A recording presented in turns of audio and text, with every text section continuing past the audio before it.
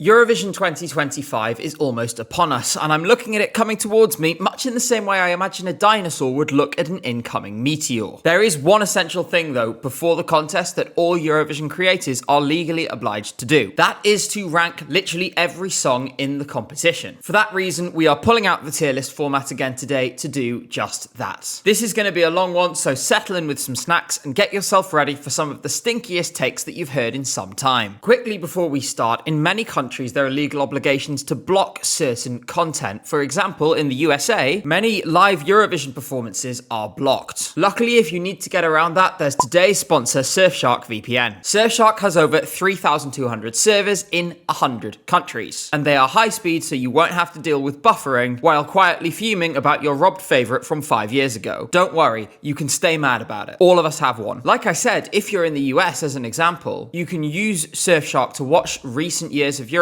on YouTube rather than having to watch it on Peacock. It can save you money too if you're planning to go to the contest in person. My accommodation for this year is actually over the border in France, so I'm going to be using Surfshark to get better prices on train tickets in that country. Surfshark also notifies you if you're the victim of a data breach, and it helps keep your web traffic anonymous. This also extends to helping you remove your data from brokers who are buying and selling it to anyone who asks. This service has brought about a dramatic quiet in my inbox. That's because I've been removed from over 150 data brokers lists now. Go to surfshark.com/ESCGabe, that's surfshark.com/ESCGabe, or use code ESCGabe at checkout for 4 months extra free of Surfshark. All the details are in the description as well. Now it's time to get on with it. We're going from servers in 100 countries to serving from one specific country. That's because we're starting with Malta. That's Mariana Conte with her song Serving. I just realized I completely forgot to tell you to like and subscribe if you enjoyed the video in the intro, and to check the description for mine and my editor Jay's socials, as well as how to support the channel financially. Anyway, that's now done. Let's talk about serving. I have become increasingly convinced over the last few weeks that Mariana Conte and her PR team are playing us all like violins, because the way they have so perfectly orchestrated and sustained the hype around this song is honestly genius. First, we had the controversy around the original title of Cunt and the accompanying lyric. Then there was the last-minute change of the lyrics that generated another wave of news. And finally, the release of the music video. At every stage, they've had a whole new set of headlines all across Europe. There's been a lot of commentary that if it weren't for the gimmick of serving cunt, that there would be no hype and this song wouldn't get anywhere. While it certainly wouldn't have had the same notoriety without that, I really need people to stop pretending like this isn't a good song, because this is just so much fun. In addition, it wouldn't work if Mariana as an artist wasn't perfect for it. The original premise of this was cheeky and outrageous in a way that only a small number of performers could sell. You need a certain charisma and charm to do that, and Mariana has it in spades. All of that means that this is the first year since 2021 that there's some serious hype around a Maltese entry. I know it's unusual to start a video like this by throwing something straight into S tier, but that's actually what I'm going to do with this, because Mariana doesn't deserve to go anywhere else. Next up, we're talking about Armenia, and they've sent Parg with his song Survivor. I'm a survivor. Last week, I opened my video by talking about the fact that a number of members of my Discord had taken to calling Parg Garg and started making edits of my face on him because they thought we looked like each other. This has now gotten extremely out of hand. In the week since, the official Eurovision channel has posted a video of Parg, and this is what the comments section looks like. Meanwhile, there is a guy who has come into every single one of my live streams for the past month just to say the words skibbity Parg and then immediately leave again. I don't know how much more I can do this. It's even spreading to other participants now. Earlier this week, I joined an Instagram live with Vibe, only for them to say hello by going, "Hey, look, it's Parg." The ridiculous thing about all this is that it's now rapidly shifting my opinion on a song that I had absolutely no connection with before. It's not a bad song, it's just a little bit too 2010s Imagine Dragons for my taste. And it falls into a set of Eurovision songs that tries to achieve its goals by just being really loud. In fairness, that's also basically what I do. The thing is that now we've gone through some kind of bizarre looking glass where I cannot think about this song or listen to it without also thinking about all of the ridiculous but admittedly very funny things that have now happened. Amidst all of this, you people watching these videos have somehow gaslit me into enjoying this. I don't know whether it's just some kind of subconscious bond or whether I've actually just come around to it anyway, but I keep finding myself humming the chorus. Sure, the lyrics are a bit silly and the song is a bit extra, but Parg has finally won me over. All of this has lifted it up into C tier. It seems that internet brain rot does have some uses. Next is Poland. That's Justyna Steczkowska with her song Gaia. Justyna is 52 and yet has better upper body strength, breath control and stamina than 98% of the people watching this, and better than mine as well. She also has the strange talent of being able to spin in a circle over and over and over again without getting dizzy. This song is super busy, there's a lot going on, and as a result you run the risk of people getting overwhelmed by it. This is a similar criticism to what I just leveled at Armenia. In this case though, I am not really feeling that because I really enjoy it. I've been a fan of Justyna's music for a long time, and if you want something completely different, I suggest you go and listen to To co jest ci dane, which is the total opposite end of the spectrum to this. It's really interesting to see how Justyna has evolved in the 30 years since her last participation in 1995. I think the song is great, it showcases some of her best abilities really well, and with any luck it'll sail through to the final and to a high placed finish as well. It's an A tier for me for this one, and that's pretty comfortable. Portugal is next, and that is Deslocado by Napa.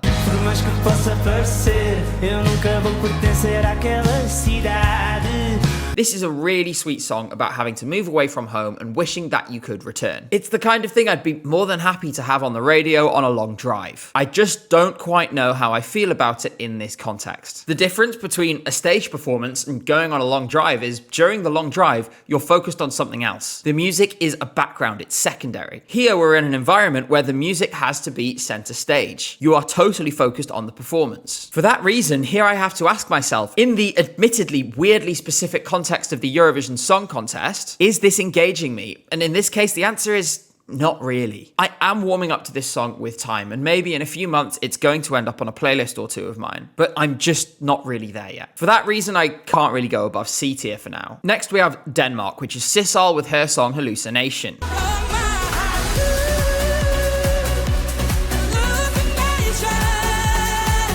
This song is a total fixer on my Spotify on repeat and even briefly went to number 1 on that list, as are a lot of other Eurovision 2025 songs. That demonstrates that this, in my case at least, is doing its core job. It's a radio-friendly pop song that is extremely listenable, it worms its way into your head, and it's easy to stream a lot. At the same time, there is more to the contest than being a radio-friendly pop song, and you can currently get to the top of my on repeat with about 5 streams. Sissal herself is the biggest strength that this entry has. Her vocals are incredible and they significantly elevate this performance. That said, I can't shake the fact that underneath that, there's just not that much going on here. Her vocal, especially in the last minute of this song, is really, really stunning. But behind it is a pretty generic pop song that doesn't really add anything to that. When I'm watching this live, I'm here for her vocal performance, but there's nothing else about this song that is drawing me in. There's nothing wrong with that necessarily, and there are plenty of Eurovision songs which essentially function as a foil for the singer to show off their vocals, but it does just limit it in this case a little bit. That doesn't mean I don't like this, because I do, and it's an easy and fun listen. That lack of edge though is holding it back to B tier for now. Next up is Milkshake Man by Gojo, representing Australia. I can't believe I'm saying this, but after an initial period of resistance, this has now really, really clicked for me, and I'm enjoying it a lot. I'm not sure what it was that prevented me from engaging this when I first listened to it. Some of you who watch my videos regularly may have noticed I can occasionally be prone to making snap judgments. And it took me a couple of weeks to maybe unshake my brain from its initial snap judgment. What really stands out for me about this song is the way that while it's pop, it's certainly not the standard Eurovision fare. It feels genuinely current. In doing that, it clears a hurdle that a lot of songs, including the one we just talked about, fail to clear. For me, this is probably going to continue its upward trajectory. Unfortunately, it seems that yes, I do indeed want a taste of the Milkshake Man. For that reason, it's going to go into A tier. Klavdia from Greece is next on our list with her song Asteramata.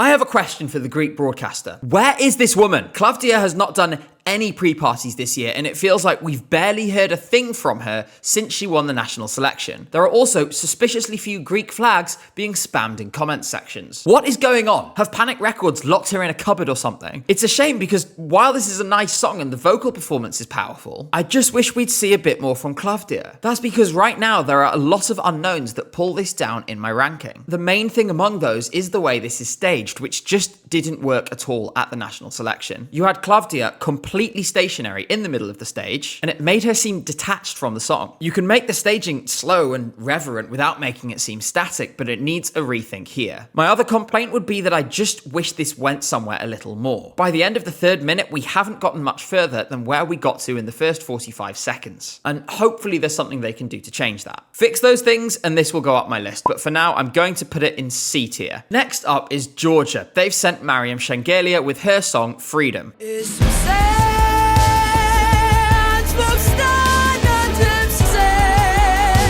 Oh dear, Georgia. What on earth were you thinking? There are very few grey clouds as big as the one that is hanging over Georgia's participation at the contest this year. Unfortunately, they've hit a truly sad point in their Eurovision journey. For whatever reason, they've decided to channel Russia in the mid-2010s by following up domestic political oppression with a peace ballad full of absolutely meaningless platitudes. In this case, they are all about freedom. How lovely! Even if it weren't for the mess that this song emerged from, this song speaks for itself. It is objectively bad, and it's definitely going to finish last in its semi-final. It gets all of the interesting bits out of the way in the first verse with a 5/4 time signature before transforming into the dullest ballad imaginable. After that, the 2 minutes that follow are a total nothing burger. I listened to this several times for this video to try and find something interesting to tell you about this, but I just couldn't find anything. Next year, let's try literally anything that isn't this. Maybe we should bring back Bzikabi. Anyway, it's going into F tier. Let's move on. Tommy Cash is next, representing Estonia with his song Espresso Macchiato.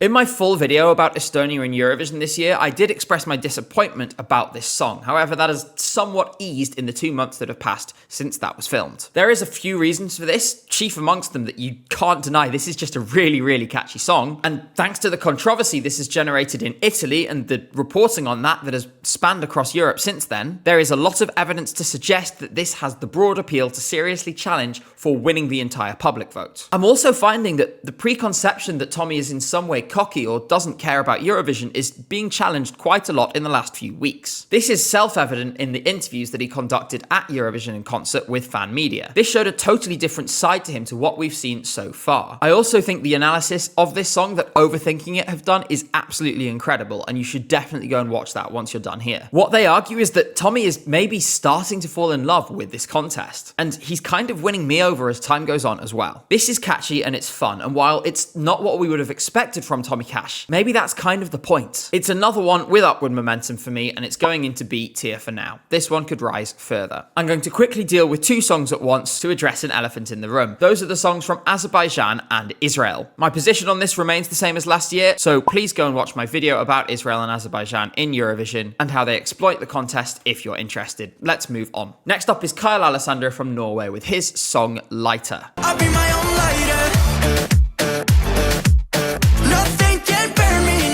The Norwegian broadcaster must be thanking their lucky stars that they've ended up with Kyle Alessandro. For my money, he is one of the most talented performers in this year's contest. This song doesn't really do all that much for me in the studio version, but it's transformed on stage, mostly because of Kyle. You often get artists who can either dance or sing, but not do both at the same time. Kyle is a rare exception where he seems to do both superbly simultaneously. This is really special for someone who's only really starting out their career. The only thing that stops me from pushing this high up on my list is that I don't quite find the same appeal from the studio version as I do from the live. When you take away the drama and the staging, it just loses some of its edge for me. There's nothing wrong with making a song that's specifically suited to a well-choreographed and very tight stage performance, and many Eurovision songs fall into that bracket. But if that's all it can do, then I can't push it too high. For that reason, I'm going to put it in B tier alongside Tommy Cash. Next, we have Klemen from Slovenia with his song How Much Time Do We Have Left? How much time do we have left together? The other week, I watched the film About Time. I won't get into the exact plot here because I don't want to give any spoilers, but it's a really poignant reflection on treasuring the time that we have with loved ones. I was pretty emotional at the end of this because it's a genuinely very emotional ending, and I thought I'd be in the perfect state of mind to give this song another shot. I was really hoping that that emotional state would be the best chance for this to click with me. That's because it was on a similar theme to what I've just been watching. Unfortunately, it just still didn't go. I don't mean any disrespect to Clement here, because this is a genuinely touching ballad about a potentially terminal illness that his wife faced. It's just not for me, and I don't seem to be able to engage with it, no matter what emotional or mental state I'm in when I listen. For that reason, I can't really go above D tier on this one. This is one of the ones where I feel the need to stress again that this ranking is not about objective quality, but about my personal taste. I try to give logic and reason where it exists, but sometimes you just really like something, or in this case, just don't engage with something. It doesn't mean it's bad, it just means on this occasion it's meant for someone else rather than me. Next, it's Kai from Sweden, well, from Finland, but representing Sweden with their song Barabara Bastu.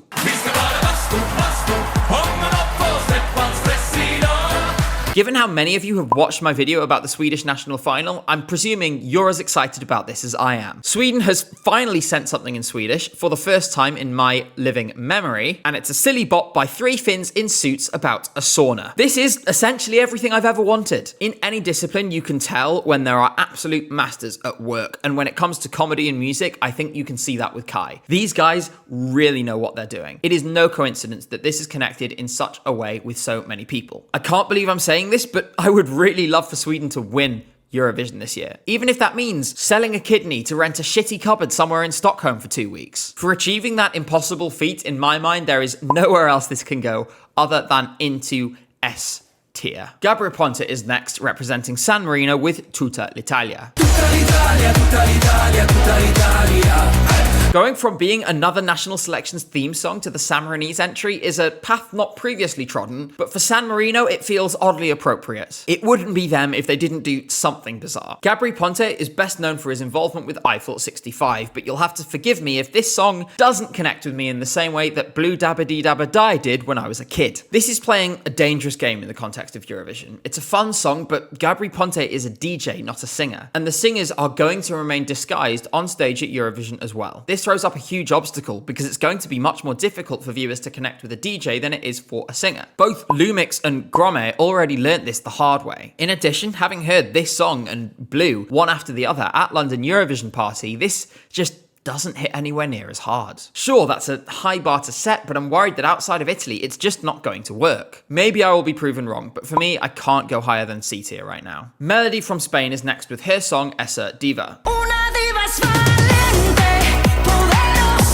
I was not a great fan of this at the national selection, and I made an entire video about it at the time. But then we were hit with a revamp that has made this song even worse. For some reason, they have decided what this song needed was for someone to put a banging donk on it. You know what you want to do with that, right? You want to put a banging donk on it. I seriously do not understand what the thought process was here. This makes it a slightly surreal experience, perhaps in a failed attempt to reverse the fact that this is very dated. Unfortunately, all it's proven for me is that this song is fatally flawed. That's a real shame because Melody is a seasoned performer who could have delivered the goods with something better than this. On that basis, I have to put it into D tier. It simply doesn't have enough about it to go any higher. It's my own country next in the form of the United Kingdom. Remember Monday with their song What the Hell Just Happened. What the hell just happened? This was in serious danger of going very, very low on this list, but I luckily waited until I saw it live before making a judgment, and I'm glad I did. This song does have a saving grace after all, and it's the fact that these girls sound incredible live. The harmonies are stunning, they can really, really sing, and I'm now fairly confident we're going to steer clear at least of last place on the scoreboard. The thing is that for me, the song itself is still not really doing it. Some might enjoy it, but personally, I find the constant tempo changes to be really distracting, and it means I feel like I can't get into any any kind of rhythm with this. It's essentially a show tune, which means that the live performance is where it comes good to an extent. But I don't want to get to the end of 3 minutes having listened to 17 different songs. I'm putting this in this ranking hoping that Remember Monday will firmly shut me up and prove me wrong in May. Because with the right staging and the same vocals as what I saw at London Eurovision Party, we could be really high on the scoreboard with this. C tier is where we are for now, but it would be so great to be proven wrong. From one big five country to another, next is Abor and Tina with their song Bala. It has been a tough few weeks for Tina. She performed using playback at Eurovision in concert in Amsterdam and then had to withdraw from the London Eurovision Party because of her laryngitis. Hopefully she will be well in time for the contest and this won't affect her preparations too much. I do have a little worry about the vocals because at the national selection they were far from perfect. I do think it's likely she'll improve in time for the contest and I'm holding on to faith that things are going to get better. That's because this is a decent song that represents a side of the German music industry that we haven't seen in the contest for quite some time. In addition, it's refreshing to finally hear a song that's actually in German too. With the knowledge that my girlfriend is German and will be sad if I put this too low on this list, I'm going to put it into B tier. That is its best case scenario if everything goes well. Hopefully for both my girlfriend's sake and for Abor and Tina's sake, everything comes good in the end. Luan from France is next with her song Maman. I have a lot of hope for this song and I just really hope the pieces are being put in place that will allow it to deliver to its full potential. I put this down as a possible winner 2 weeks ago in my video about whether a ballad could win Eurovision 2025. I remain confident in the assessment that I made there. The visual storytelling and illustration of the meaning behind the lyrics will take this from a good song to a great one though, and we need to see this in the live performance. This could end up being one of my favourites of the edition. Or, if it doesn't come together, it could be the one that I think what if about for a long time. For now, my optimism is going to hold, and for that reason, I'm putting it into A tier for the time being. Next up is Vibe from Iceland with their song Roa.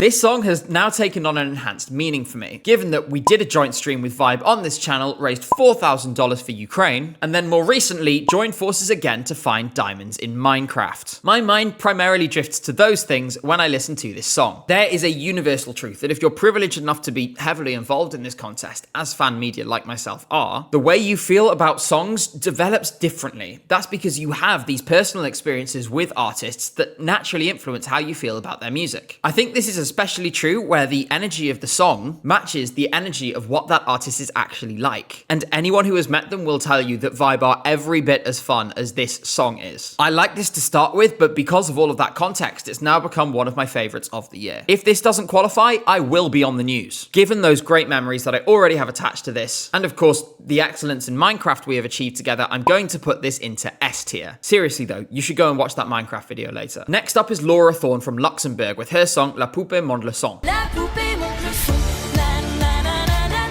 Much like Clement earlier, I'm not sure I'm the target audience for this. It plays on nostalgia for an era that I wasn't alive to see. As well as that, that's an era of the contest that I've always respected but never really been able to engage with all that much. This is a bit of light-hearted fun and Laura is clearly enjoying herself here, but I'm trying to find something to hang on to and I just can't quite do it. I want to leave a door open to be surprised by this in Basel. It does feel like we're taking some good steps at the pre-parties and that her live performance is improving over time. That said, I just don't really know how to approach a song that respectfully just doesn't really appeal to my taste. For that reason, much like with Clement, I can't put this above D tier for now. Tau Demetas from Latvia are next with their song Burman Laimi.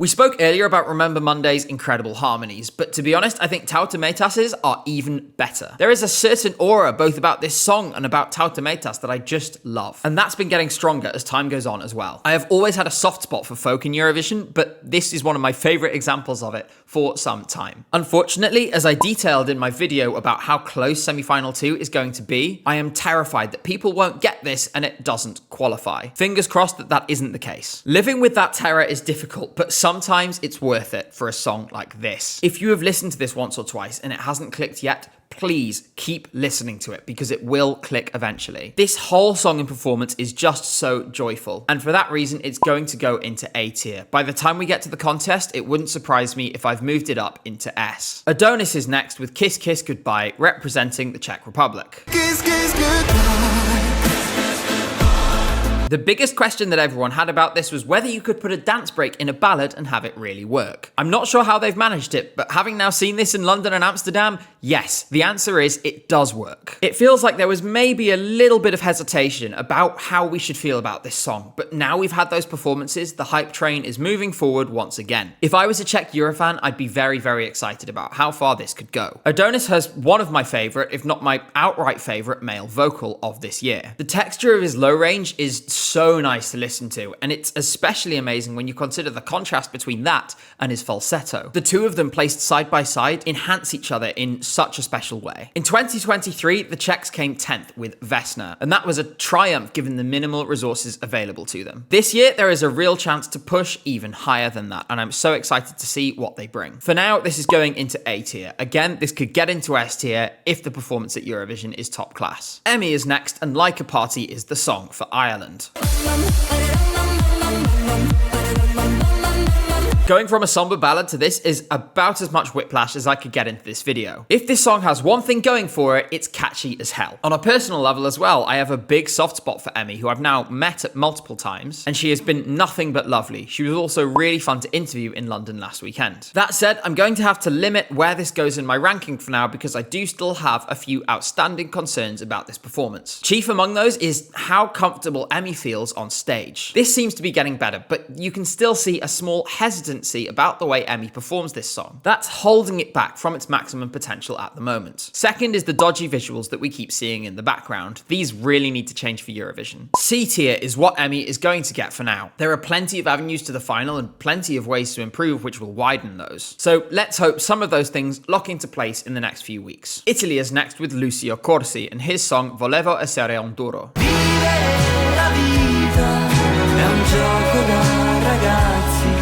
This is going to be a controversial placement, and that's a shame because I find Lucio Corsi really compelling as an artist. There is an awful lot to like, both about him and his discography. Unfortunately for me, this song is just not hitting. I mentioned earlier about how I'd listen to Portugal on a long drive, and I kind of feel similar here. In the context of Eurovision, it's answering a question that I'm not really asking. There are many people for whom this has become a dearly beloved song, and I am still hopeful that as a result, Lucio will get the good result that he deserves. Of all of the various discographies that each Eurovision artist has, Lucio is one of the ones that I would recommend the most. That said, on this specific song, because I'm only evaluating it on that, it's going to go into C tier. But I mean that with the greatest of respect. Zifferblatt from Ukraine are next with their song Bird of Prey.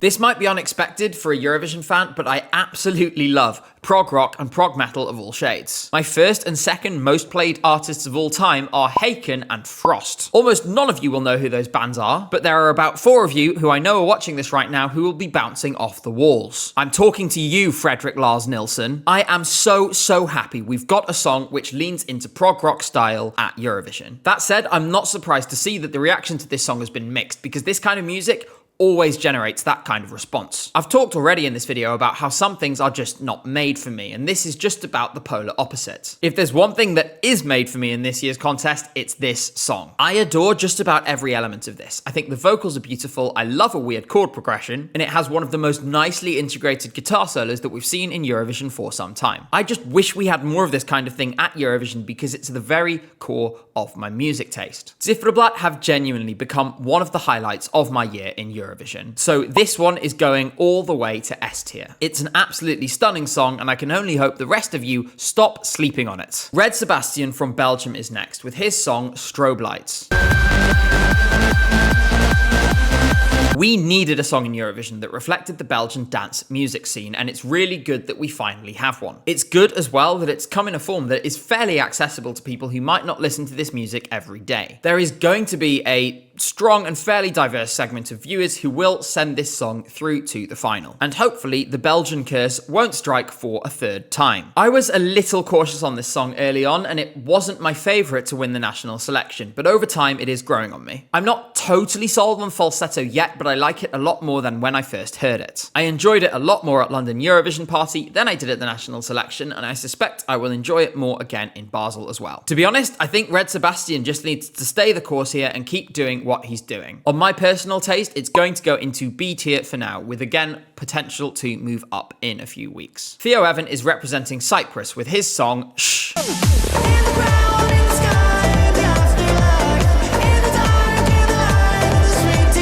I recognise that you shouldn't take things too literally in music, but the opening line of this song is "I've got golden locks." Where are your golden locks, Theo? Where are they? In all seriousness, when you put aside taking things deliberately extremely literally, for comic effect of course, you still unfortunately don't have that much of a good song beneath it. I find the production of this to be a bit weird and off-putting, and I don't like how Theo's voice is blended in the mix. Even if it was more visible, the song still feels pretty weak to me overall. The hook isn't great, the verses are underwhelming, and it just all feels a bit mid. I've tried to avoid calling too many things nothing burgers in this video, but for me, this song kind of personifies that. It is just a nothing burger. In a lot of other cases, since the initial release, I've had opportunities to reevaluate how I feel about songs. That's because there have been live performances, there have been revamps, so on and so forth. For Cyprus, we've seen absolutely nothing other than an a cappella of one single line of the song at an event in Greece. This is going into D tier for now and is one of the most frustrating songs of the year for me. It just isn't making sense. Claude is next from the Netherlands with his song C'est la vie.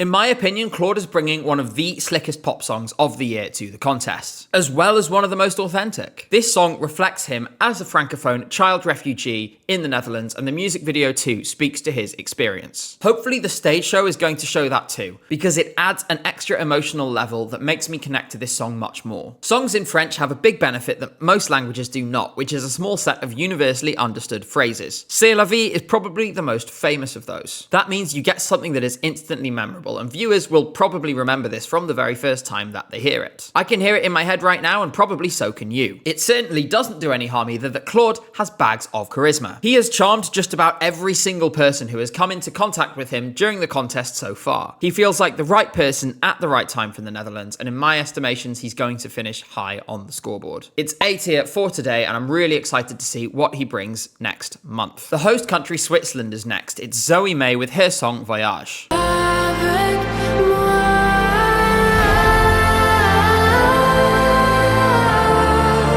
We've talked about this song a couple of times on live streams, and I still very much subscribe to the opinion that this song is a bit like a warm hug. The way it opens up in the chorus is just so nice, and it could pull in a lot of people. Zoe's voice is really gorgeous as well. I do hit a small, and I mean small, stumbling block with this song though, and that is that in the verses, I find myself waiting for the choruses. Rather than enjoying them for what they are, it's more that I want to return to that place I was before. That makes the song feel ever so slightly unbalanced. Ultimately, you can take a little bit of a risk when you are the host nation. That's because you have the rare privilege of being totally unburdened by pressure, unless you're Swedish. This was a really good risk to take for Switzerland, and I'm glad that they took it. For the fact that I'm not quite gelling with the verses right now, I'm going to put it into B tier. But I really do love that chorus. Nina Žižić is next with her song Dobrodošli, representing Montenegro.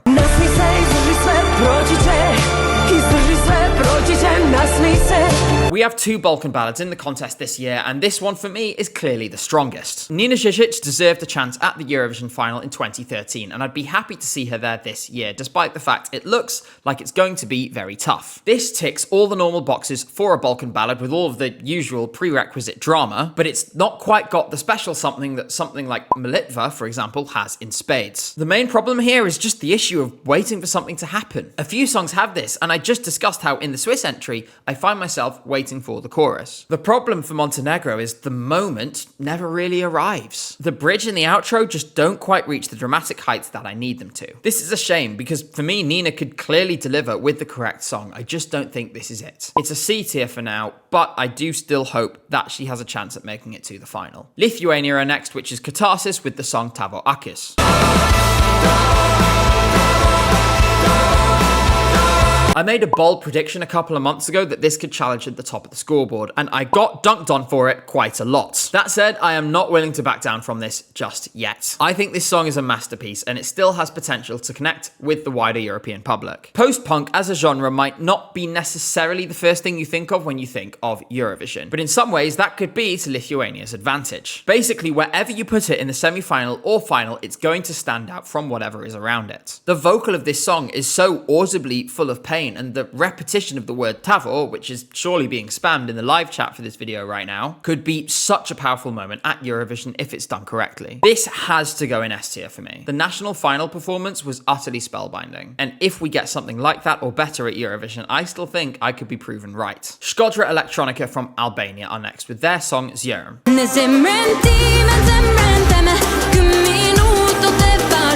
I have never seen the Eurovision fandom lose their mind for an Albanian Eurovision entry like they have with this one. Shkodra Electronica could probably start a cult and be fairly successful at this point. There is good reason for this hype though. This is a great song with a great story, but the end of that story could be even better. I think it's very unlikely that this song wins Eurovision, but can you rule it out totally? Probably not. Just like everyone else who has listened to this song, I love the contrast between Beatrice's vocals and Kola's spoken word, as well as the different energies that they give off on stage. I really hope they find a way on stage at Eurovision to express that to its fullest. This was a tight call between S tier and A tier for me. Because of how much I love all the songs in S tier, it's going to be edged out, but only just. This is like A++, if such a thing exists. To the people currently writing angry comments, I apologize. Marko Bošnjak from Croatia is next with his song Poison Cake. Take a bite of my poison cake. Poison cake. I don't understand anything about this entry. It's totally different to Marko's previous entry into the Croatian national selection, and having heard him sing both live, it's very clear which one he's more in his element with. That leaves the question, what is going on here? I just think it's sad because in Marko you have a great vocalist, but also a big personality that could really connect with a Eurovision audience. It seems so strange to me that it's all going on a song that clearly doesn't suit his voice, and I can't help but feel that we're not seeing everything here. Something just doesn't feel right. In any case, this song is what we have, and while Marko's qualities are many, this song just isn't good, and it doesn't go well with him at all. I'm going to put it into D tier as a result. Marko deserves a better song that fits him, and I can only hope he gets that chance in future. JJ from Austria is next with his song Wasted Love. This song has a lot of hype, and deservedly so. There aren't many people who could even almost sing this, and it's incredible that JJ can manage it. There are some interesting wrinkles in this though, because anecdotally it seems to me that a lot of Eurovision fans have been reporting that their non-Eurovision fan friends, aka normal people, haven't been liking it as much as we have. I would be curious to know in the comments if that's been the case for you and your friends. Luckily, I get to ignore all of that for this video because this is just about my personal taste, and I love this. I talked a couple of weeks ago about how I love the two different registers that this song operates in, from the choruses to the verses, and as silly as the speed up / dance section is at the end, it really works for me and I enjoy it more as a result. I keep coming back to this and I cannot wait to see what they do with it on stage in Basel. For that reason, it's going into S tier for me at present. Serbia is next, and that is Prince with his song Mila.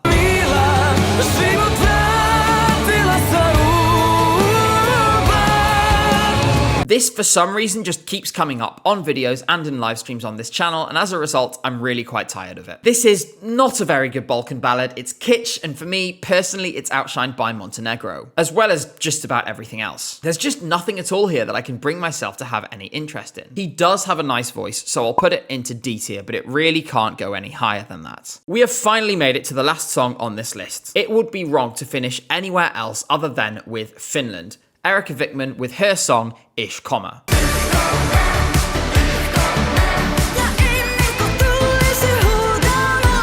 Ish Koma is Erika Vikman in her ultimate form. Her charisma is absolutely off the charts insane here. Nobody in this contest this year commands the stage like she does, and the way she projects confidence sells this song perfectly. That is just as well because this song needs somebody like Erika to make it work. Because of that perfect union, you produce something that is absolutely incredible. This is catchy, it's controversial and it's outrageous and it's clever. And it deserves to win the entire contest as well. I honestly don't see how anyone or anything could knock this off of its perch of being my favourite song. Honestly, it's fighting for a place as one of my favourite entries of all time. There are still challenges to come here. Everything needs to be perfect at Eurovision, and we need to take that energy of her atop a blazing microphone and turn it up 1000%. If that all comes together, this will not just be my Eurovision winner, but also the winner of the entire show. S tier honestly feels insufficient for this, because Erika is in a league of her own. For that reason, I am introducing for this video the Erika Vikman tier. Actually, because I know Vibe are going to watch this video, you guys can go up into Erika Vikman tier as well, as a treat. With that, we have gotten through every single song of Eurovision 2025, and here is what the full tier list looks like. I will also link this in the description if you want to do it yourself. There are just a few more weeks until the contest, and you can rest assured that the videos will keep coming. Things will go up a notch in Basel as well, and you can expect to see a lot more frequent posting and several live streams through Eurovision week. It's going to be a lot of fun. I can't wait to share that with you, but for now, make sure to like the video, make sure to subscribe to the channel if you've enjoyed it. Thank you for watching, and I'll see you all next week.